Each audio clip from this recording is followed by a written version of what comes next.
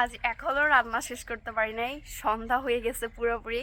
হাঁস মুরগি উঠাই ফেলছে আমার শাশুড়ি আম্মু, আর আমরা দুজনেই সবসময় উঠাই। কালকে আম্মু চলে যাবে, আবার সব কিছু আমার একার দায়িত্বে থাকবে। যাই হোক, চলেন। আমাকে কালকে আমার ভিডিও দেখার পরে অনেকে আপুরা কমেন্ট করছে যে আপনি কেন আপনার হাঁসের মুরগির খোপে এইভাবে মশারি দিছেন। আচ্ছা, মশারি দেওয়ার কারণ হচ্ছে, আমি বলতেছি, একটা মিনিট।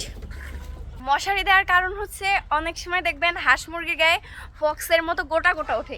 আমরা মনে করি কি ওইটা একটা অসুখ, কিন্তু না, ওইটা হচ্ছে আসলে মশার কামড় থেকে হাঁস মুরগির গায়ে হয়। আর আমার বাড়ি আলহামদুলিল্লাহ অনেক মশা পালন করি, কারণ হাঁস মুরগি যেহেতু লালন পালন করি, তা তো মশাও তো পালন করতে হবে। তো এর জন্য আমার বাড়ি প্রচুর পরিমাণের মশা। এই কারণে হচ্ছে ওদেরকে কয়েল না জ্বালাই দিয়ে, আমি হচ্ছে, কয়েল তো একটা বিষাক্ত জিনিস, এর জন্য হচ্ছে আমি মশারি দিয়ে দিছি সুন্দর করে। এই যে এই পাশেও আছে, ওগুলো নামাই দিব একটু একটু পর পর। আর ওই যে সিমি কালকে চলে যাবে, আমি একা হয়েছি বাবার এক। হ্যাঁ তাই। আচ্ছা, আরও হচ্ছে দেখাচ্ছি, আমাদের রান্না এখনো হয় নাই, আর কি রান্না করতেছি। এদিকে এখন ওই যে পাটখড়িগুলা এখানে শোয়াবো, আনছে মামার বাড়ি থেকে কিনে, অনেক দিন হয়েছে আনছে, কিন্তু এখন এগুলোকে ভাঙা হয় না, এগুলোকে ভাঙিয়ে প্রসেস করে রাখতে হবে। আর আজকে তার মধ্যে কি হয়েছে জানেন, আমার রান্নাঘরের লাইটটা নষ্ট হয়ে গেছে।